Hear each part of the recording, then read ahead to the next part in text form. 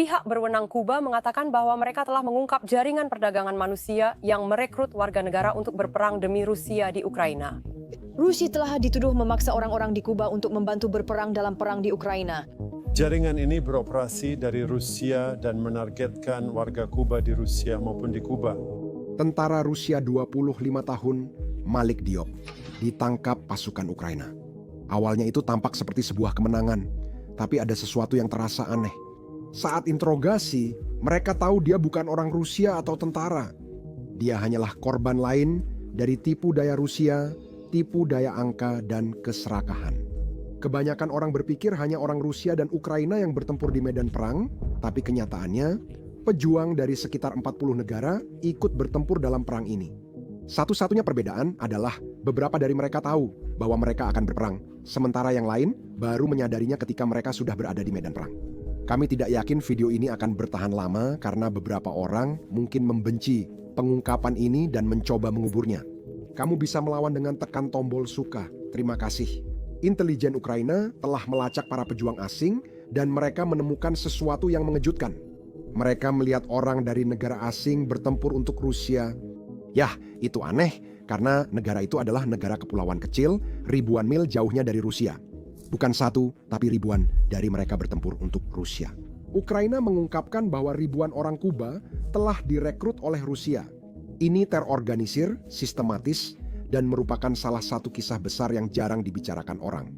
Menurut dokumen Departemen Luar Negeri Amerika Serikat sejak tahun ini, Kuba menjadi sumber tentara asing terbesar kedua bagi Rusia setelah Korea Utara. Ini luar biasa. Beberapa laporan menyebut 1.000 hingga 5.000 orang Kuba mungkin sedang bertempur sekarang. Intelijen Ukraina menyebut jumlah sebenarnya bisa jauh lebih besar, kemungkinan sampai 20.000 orang. Ingat, saya bilang orang, bukan tentara. Beberapa ditipu masuk ke medan perang. Bagi yang lain, ini kesempatan emas karena Rusia membuat bermain dengan hidup dan mati sangat menguntungkan. Bayangkan seseorang memberi Anda dolar 2.000 per bulan, itu lebih dari 40 kali pendapatan rata-rata di Kuba. Bagi ribuan pemuda yang menghadapi kemiskinan, kekurangan pangan, dan prospek terbatas, janji itu terasa sangat menggoda. Ini bukan keserakahan, tapi soal bertahan hidup. Sejak perang, Rusia alami hampir 1 juta korban jiwa. Rusia diperkirakan kehilangan 1.000 tentara per hari, sehingga wajar jika mereka merekrut dari negara lain. Rusia kehabisan pasukan untuk bertempur. Setidaknya itulah kebohongan yang selama ini disebarkan media kepada Anda. Anggaran pemerintah Rusia sedang dalam masalah serius. Dalam 7 bulan awal, 2025 mereka menghabiskan 61 miliar dolar lebih dari rencana. Itu 4 kali lipat dari anggaran awal mereka. Rusia menghadapi masalah, penjualan minyak dan gas turun, pajak kurang, serta perang membuat pengeluaran besar. Salah satu alasan Rusia merekrut orang asing adalah karena Rusia tidak mampu menaikkan bonus yang dibutuhkan untuk menarik warganya sendiri agar mau bertempur. Sebagai gantinya, mereka beralih ke orang lain seperti orang Kuba yang bersedia melakukannya dengan bayaran jauh lebih rendah. Karena krisis uang, mereka mulai mengurangi apa yang ditawarkan. Di beberapa daerah, bonus penandatanganan turun dari 34.000 dolar jadi 9.000 dolar. Sekarang itu jelas merupakan pemotongan besar. Tapi bahkan dengan pembayaran yang lebih rendah ini, Rusia tetap tidak bisa menemukan cukup banyak orang Rusia yang mau bertempur. Sebagai gantinya, tentara asing seperti Kuba dan Korea Utara ditawari kontrak karena lebih murah direkrut. Rusia tak perlu membayar mahal atau memberi manfaat setara orang Rusia. Pentingnya, Rusia kini tak lagi menghadapi keluarga marah akibat kehilangan putra. Mereka tak bisa lagi mempertahankan perang seperti dulu. Mereka mencari cara dimanapun bisa, sehingga kedua pihak sama-sama diuntungkan. Mayoritas rekrutan Kuba berasal dari negara kepulauan yang tengah mengalami krisis ekonomi terburuk dalam puluhan tahun. Rata-rata, gaji bulanan di Kuba berkisar antara dolar 16 hingga dolar 48 tergantung pada nilai tukar yang digunakan. Itu seluruh pendapatan bulanan mereka. Apa yang ditawarkan Rusia benar-benar terasa seperti keajaiban. Ini adalah pendapatan ribuan dolar. Ya, setidaknya di atas kertas. Pemerintah Kuba terus membantah terlibat dalam upaya perekrutan ini. Mereka menggambarkan fenomena ini sebagai perdagangan manusia ilegal yang dilakukan oleh jaringan kriminal yang beroperasi tanpa izin negara. Mereka mengatakan bahwa mereka tidak ada hubungannya dengan hal itu dan bahwa mereka secara aktif memeranginya. Antara tahun 2023 dan 2025 pengadilan Kuba telah mengadili 9 kasus kriminal yang terkait dengan aktivitas tentara bayaran. Penuntutan ini menghasilkan 26 vonis bersalah dengan hukuman 5 sampai 14 tahun penjara. Sekilas, tampaknya Kuba sedang menindak para perekrut, tetapi ada sesuatu yang terasa janggal. Skala dan sistematisnya perekrutan ini membuat banyak pengamat meragukan narasi resmi. Mereka mempertanyakan bagaimana operasi sebesar itu bisa terjadi tanpa persetujuan diam-diam pemerintah di Kuba yang sangat terkontrol. Operasi yang memindahkan ribuan orang ke luar negeri, mengoordinasi perjalanan, mengurus kontrak militer, dan melakukannya secara terbuka dan sistematis. Di negara dengan pengawasan perbatasan dan kontrol pergerakan oleh pemerintah, hal ini pasti diketahui pihak berwenang. Jumlahnya terlalu besar, organisasinya terlalu canggih, arus perekrutan yang terus-menerus terlalu stabil, banyak ahli dan pengamat merasa hal ini tidak masuk akal. Pemerintah yang seketat Kuba tidak mungkin sama sekali tidak mengetahui ribuan warganya pergi untuk berperang di luar negeri.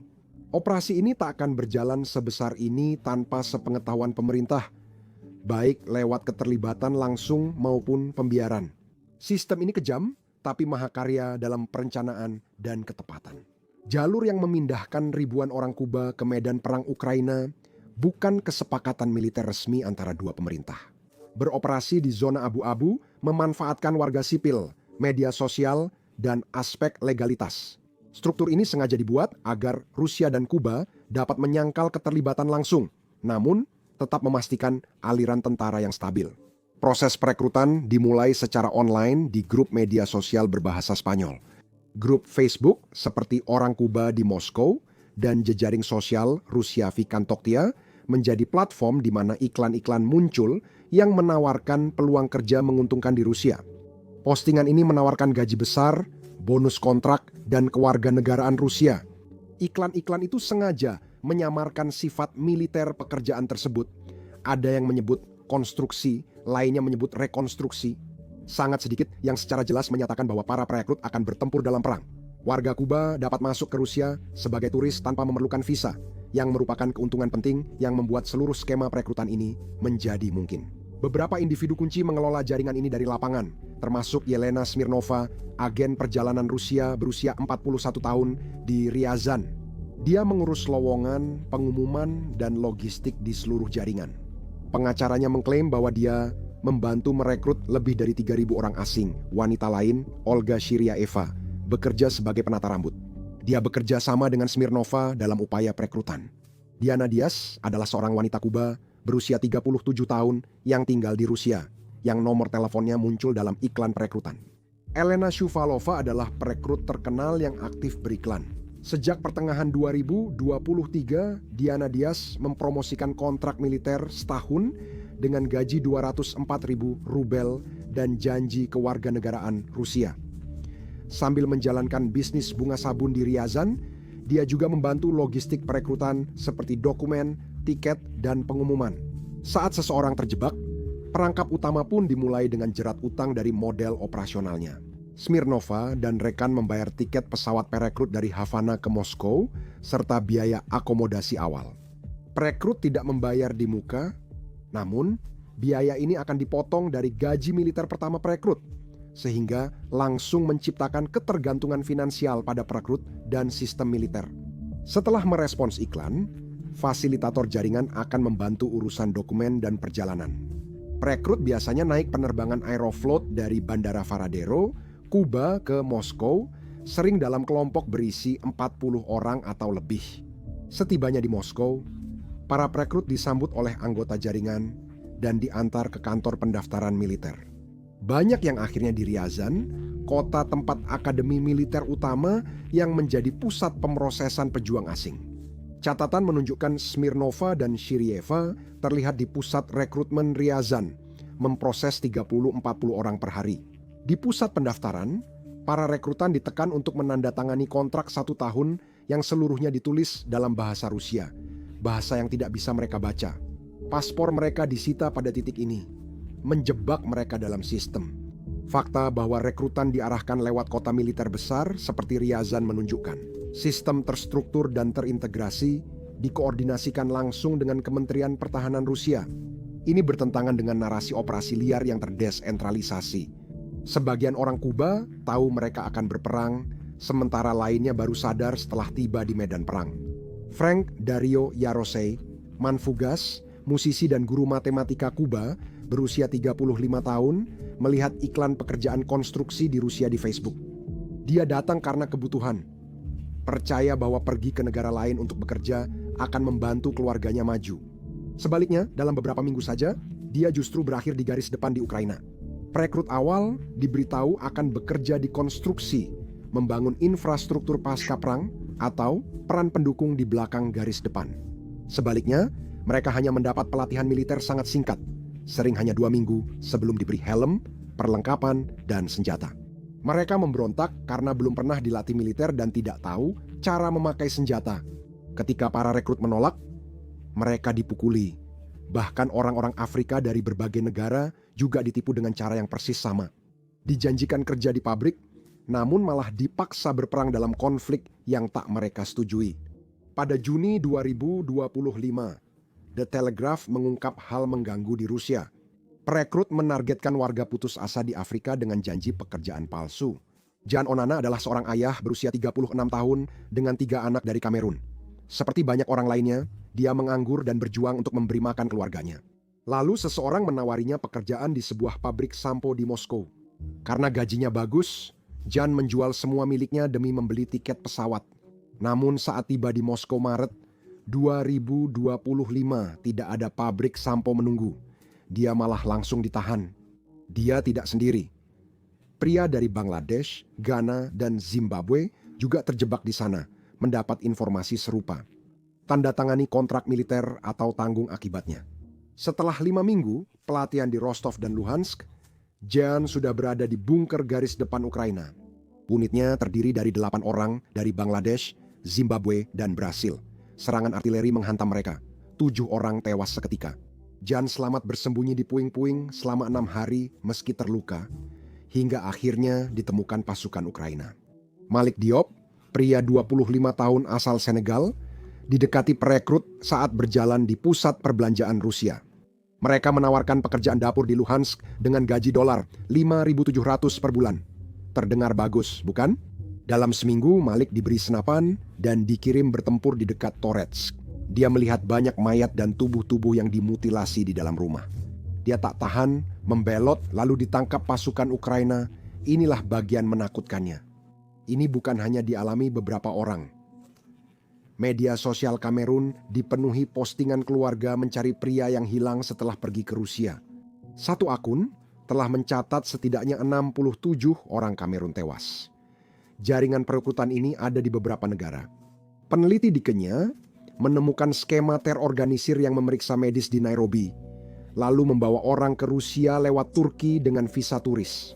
Sesampainya di Saint Petersburg, paspor mereka diambil, data biometrik dikumpulkan, dan mereka menerima kontrak berbahasa Rusia untuk direkrut ke dinas militer.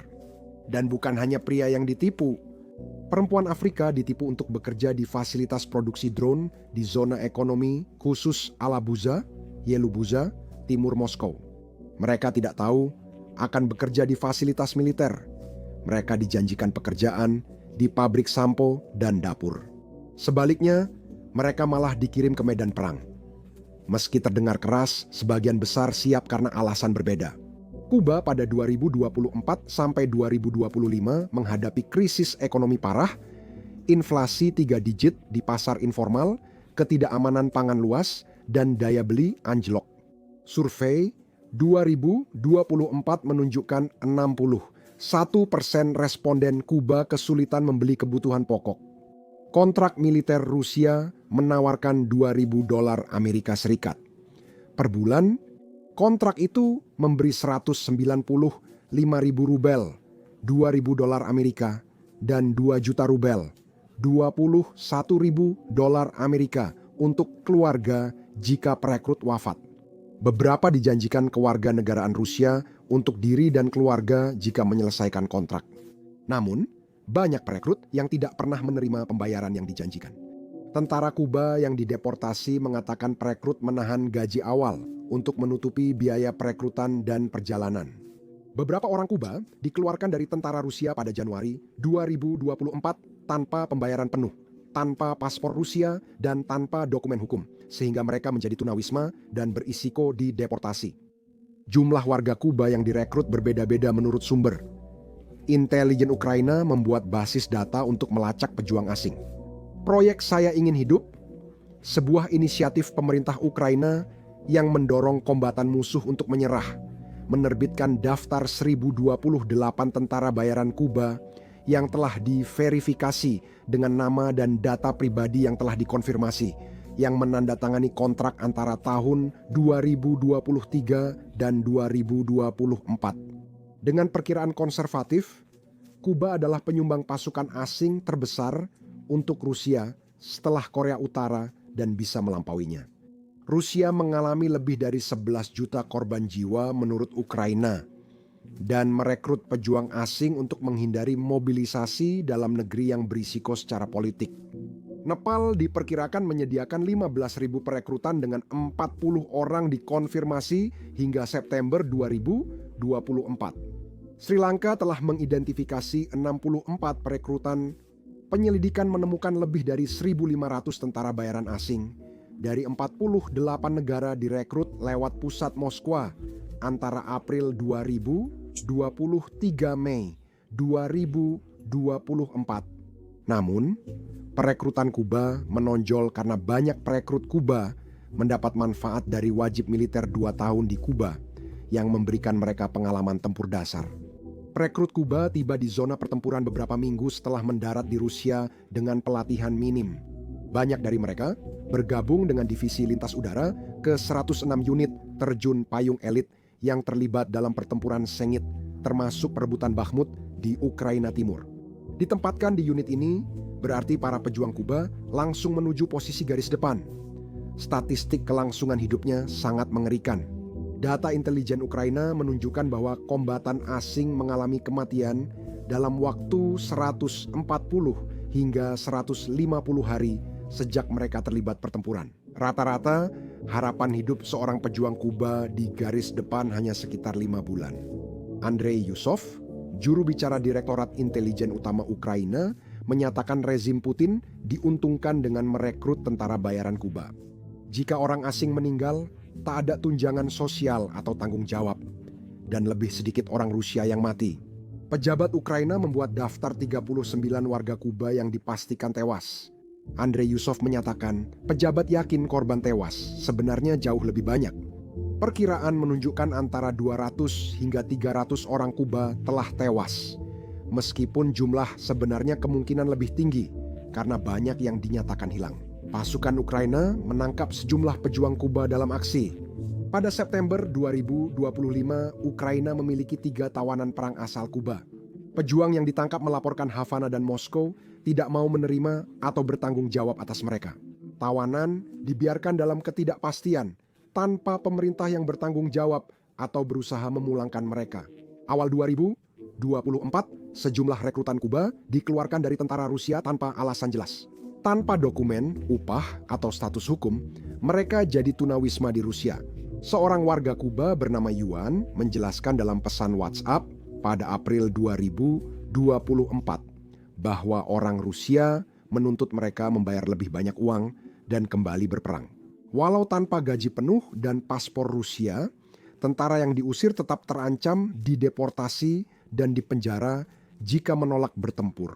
Elena Smirnova, perekrut utama, didakwa di Rusia atas dugaan pencurian gaji lebih dari 300 tentara Kuba. Banyak rekrutan tidak pernah menerima bonus pendaftaran awal atau gaji bulanan yang dijanjikan kepada mereka. Namun, yang disembunyikan Rusia adalah masalah lebih besar yang bisa segera jadi bencana. Rusia sudah memiliki salah satu ketidakseimbangan gender paling ekstrim di dunia sebelum perang ini. Tahun 2024 jumlah perempuan melebihi laki-laki sekitar 103-104 juta.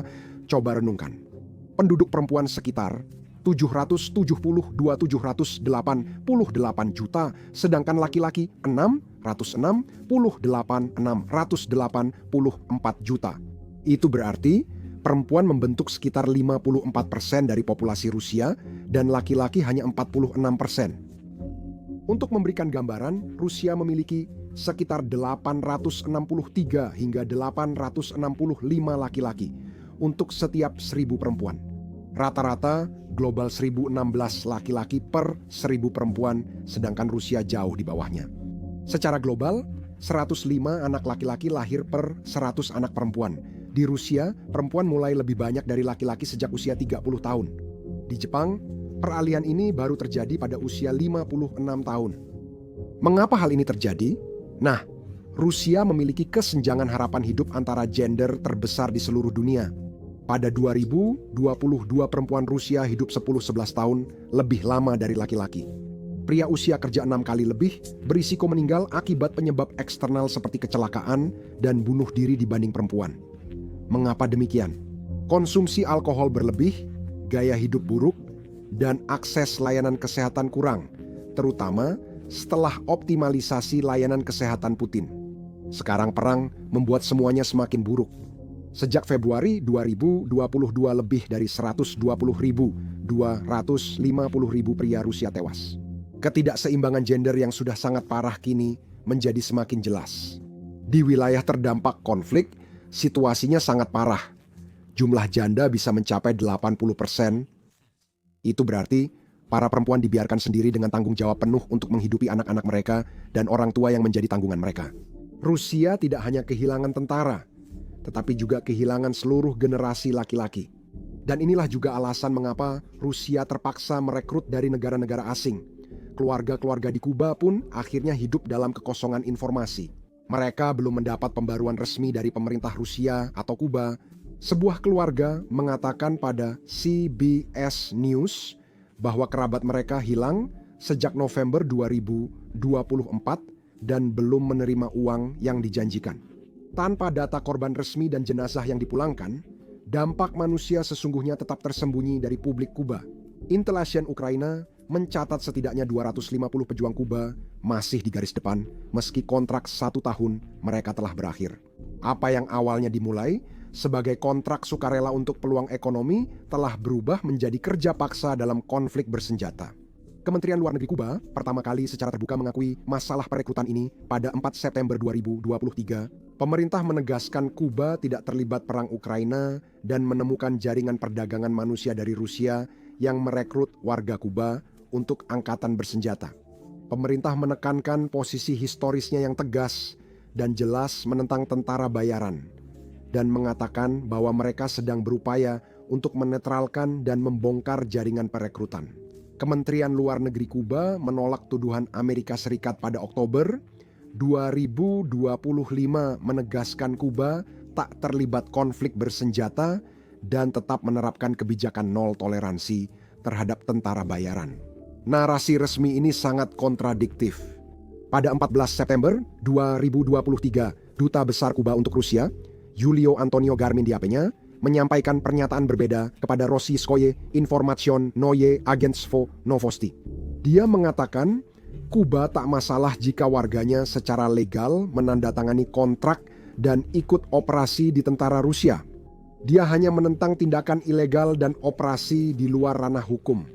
Pernyataan ini menunjukkan Kuba tidak akan mencegah warganya secara sukarela bergabung dengan militer Rusia, meski pemerintah menolak aktivitas tentara bayaran.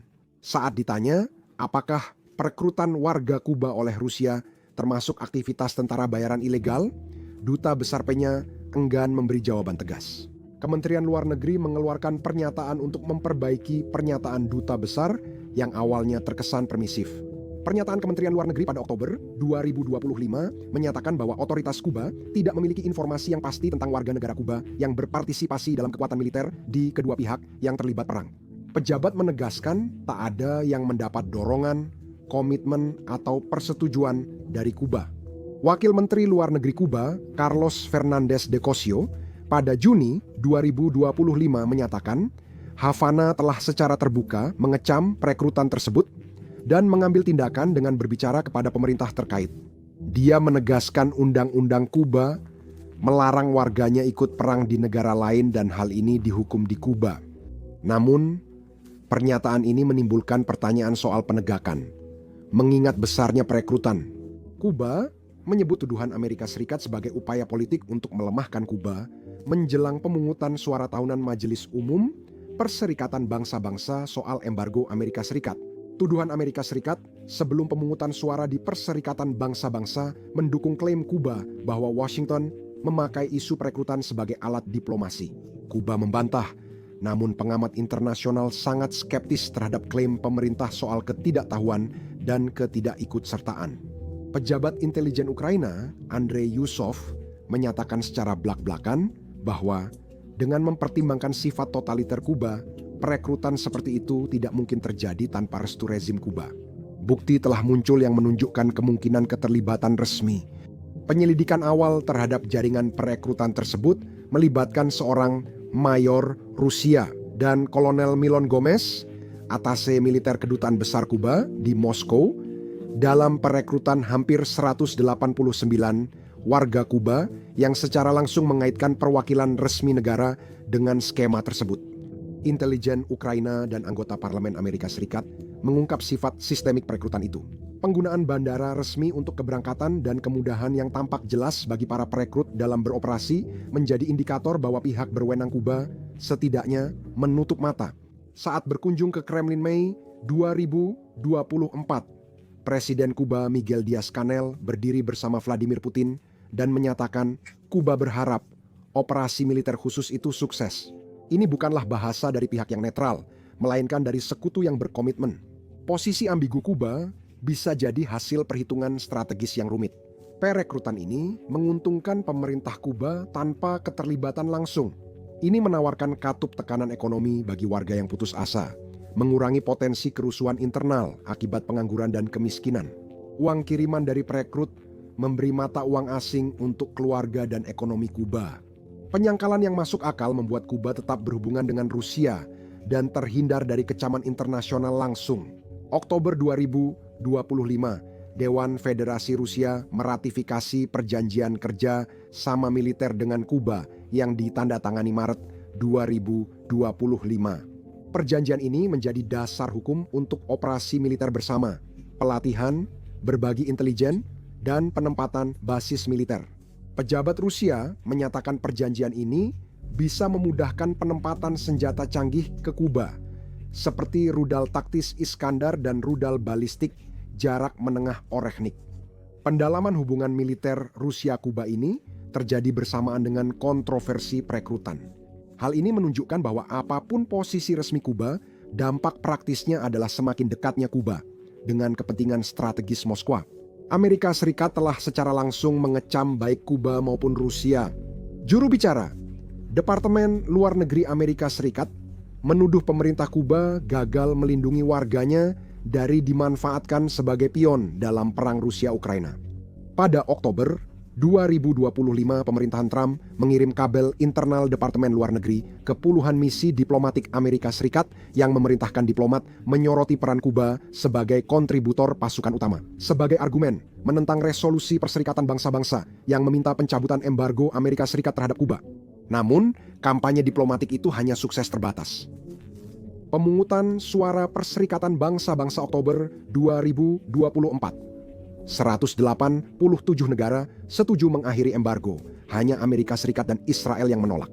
Hasil ini hampir sama persis dengan hasil tahun-tahun sebelumnya. Berbeda dengan posisi jelas Washington, respons Amerika Latin umumnya diam dan terpecah. Presiden Gabriel Boric Chili konsisten mengkritik invasi Rusia. Argentina di bawah Presiden Javier Milei semakin erat bersekutu dengan Barat. Namun, Brasil di bawah Presiden Luiz Inácio Lula dan Kolombia di bawah Presiden Gustavo Petro mengambil sikap netral, seringkali menyerukan perundingan damai. Sekutu tradisional Kuba seperti Venezuela dan Nicaragua tetap mendukung Rusia. Sebagian besar pemerintah regional tetap menjaga hubungan baik dengan Kuba dan Rusia, serta menghindari sikap soal isu perekrutan. Organisasi negara-negara Amerika belum membahas resmi keterlibatan Kuba di Ukraina. Kuba membela diri dari tuduhan Amerika Serikat dan memperkuat hubungan dengan Rusia. Menteri Luar Negeri Bruno Rodriguez secara konsisten menggambarkan tuduhan Amerika Serikat sebagai serangan bermotif politik yang dirancang untuk membenarkan embargo. Di Majelis Umum Perserikatan Bangsa-Bangsa, ia menyebut embargo Amerika Serikat sebagai perang dagang yang menimbulkan kerugian ekonomi 48 miliar dolar pada 2023. Rusia tingkatkan dukungan ekonomi ke Kuba. Pada Juni 2025, Menteri Energi Rusia dan pejabat Kuba membahas kerja sama energi hingga 2050. Rusia berkomitmen untuk memodernisasi infrastruktur energi Kuba dan berjanji akan memasok Kuba dengan 164 juta ton minyak dan produk minyak setiap tahunnya. Pemerintah Rusia menyatakan akan mengarahkan perusahaan-perusahaan Rusia untuk berinvestasi sebesar 1 miliar dolar di Kuba antara tahun 2025 dan 2030. Kuba akan jadi mitra Brazil, Rusia, India, China, South Africa pada Januari 2025 dan masuk Brazil, Rusia, India, China, South Africa. New Development Bank, Juli 2025. Presiden Kuba menyebut ini harapan besar bagi negara-negara selatan dan langkah menuju tatanan internasional lebih adil. Keanggotaan New Development Bank memberi Kuba akses kredit baru untuk sektor strategis. Negara-negara Eropa dan NATO mencatat keterlibatan Kuba, tetapi tidak menjadikannya prioritas diplomatik utama. NATO pada Oktober 2024 mengklaim memiliki bukti tentara Korea Utara dikirim ke Rusia, yang merupakan eskalasi besar. Keterlibatan Kuba digambarkan sebagai perekrutan individu, bukan pengerahan unit militer negara. Korea Utara mengirim sekitar 12.000 tentara ke Rusia, terutama di Kursk. Tentara bayaran Kuba direkrut lewat penipuan, sedangkan tentara Korea Utara adalah militer resmi yang dikirim lewat perjanjian formal. Pasukan Korea Utara mendapat seragam, senjata, pelatihan dari Rusia, dan beroperasi sebagai unit di bawah komando Rusia. Modus operandi penempatan berbeda. Pasukan Korea Utara diizinkan negara dan dikerahkan sebagai unit militer, sementara para pejuang Kuba direkrut secara individu melalui jaringan. Kuba secara resmi menyangkal keterlibatan. Kedua penempatan itu bertujuan serupa bagi Rusia, mengurangi korban jiwa, menyediakan tenaga baru, dan memperkuat kemitraan dengan sekutu otoriter. Fenomena perekrutan dari Kuba menunjukkan munculnya koalisi negara-negara otokrasi yang mendukung upaya perang Rusia. Ini menunjukkan keputusasaan ekonomi di negara, bersangsi membuat mereka rentan dieksploitasi. Fenomena ini menunjukkan Rusia menghindari mobilisasi domestik yang mahal secara politik dengan merekrut pejuang asing dari negara berpenghasilan rendah guna mempertahankan kampanye militernya. Kemitraan Rusia-Kuba menandai kebangkitan aliansi era Perang Dingin dalam konteks multipolar baru. Masuknya Kuba ke Brazil, Rusia, India, China, South Africa, kerjasama militer dengan Rusia, dan penolakan terhadap dominasi keuangan Amerika Serikat menunjukkan strategi untuk bersekutu dengan kekuatan yang menantang Barat. Bagi Rusia, korban tentara asing tidak menimbulkan biaya politik domestik. Jika warga Kuba meninggal, tak ada keluarga marah atau pembayaran sosial yang perlu diurus. Bagi Kuba, perekrutan mengurangi tekanan dalam negeri dan memperkuat hubungan dengan Rusia, sekutu ekonomi utama. Namun, rakyat Kuba yang merasakan dampaknya. Para ibu kehilangan anak laki-lakinya, keluarga tak mendapat info soal kerabat yang hilang, dan pemuda menandatangani kontrak tanpa bisa membacanya lalu terjebak pertempuran. Ini menunjukkan rezim otoriter memanfaatkan keputusasaan ekonomi dan kelompok rentan sebagai sumber daya yang dikorbankan. Perang Ukraina meluas, jauh melampaui Eropa Timur. Petarung Kuba di Donbas adalah korban perdagangan manusia yang dibungkus dalam kontrak militer. Kehadiran mereka mengingatkan bahwa konflik modern berdampak global, dan yang paling rentan menanggung beban terberat. Fenomena perekrutan ini mengungkapkan sesuatu yang sangat mengganggu.